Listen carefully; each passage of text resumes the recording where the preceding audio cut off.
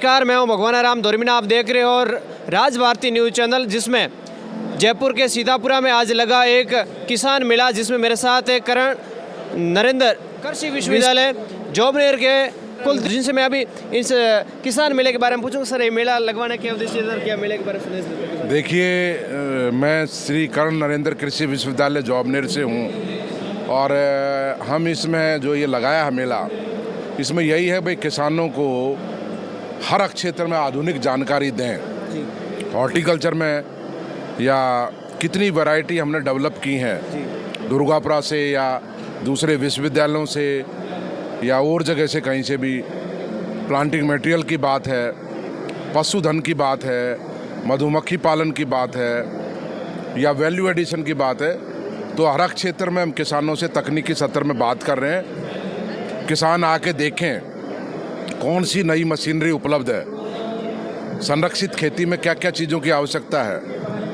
उसकी जानकारी।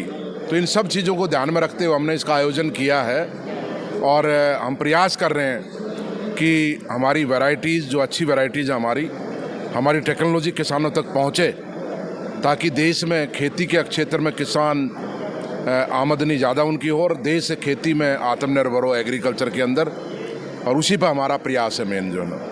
आजकल ऐसा नहीं कि किसान खेती से दूरियां बना रहे? ऐसा नहीं है, युवा खेती में आ रहे हैं, बल्कि कि जो एजुकेटेड यूथ्स हैं वो भी खेती के अंदर आ रहे हैं, आधुनिक खेती को अपना रहे हैं और उसको और आगे बढ़ाने का हमारा प्रयास है। अभी जैसे ज़माना बदल गया, मॉडर्न ज़माना आ गया, तो युवाओं के लिए नया क्या होना चाहिए जिससे युवा उस टेक्निक के साथ नया आ रहे हैं? नया है ना, नए युवा, मैंने बताया, अब युवा वैल्यू एडिशन बन रही है। बकरी का दूध भी दिल्ली में बेच रहे हैं, कैसे वैल्यू एडिशन होगा? अब दिल्ली में जाके बकरी का दूध अलवर से जाके दिल्ली बिकेगा, वैल्यू एडिशन होगा, चीज़ बनेगा, बॉटलिंग होगी, तो वो चीज़ वैल्यू चेन बन गई ना, तो युवा ही कर सकते हैं उसको। अब ऐसे संरक्षित खेती है, सीड प्रोडक्शन है या फूड प्रोसेसिंग है, इनमें युवाओं को हम आगे ला रहे हैं, उनको प्रशिक्षित कर रहे हैं और उनको जानकारी देंगे तो वही आगे लेके जाएंगे देश को।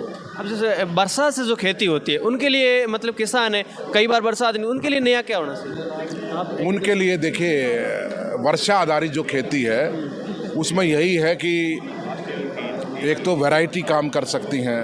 अगर भाई चाहे सर्दी हो चाहे गर्मी हो, अगर ऐसा कोई गैप आ गया, बरसात नहीं हुई बरसात के मौसम में, तो उसका क्या कोई समाधान हो सकता है?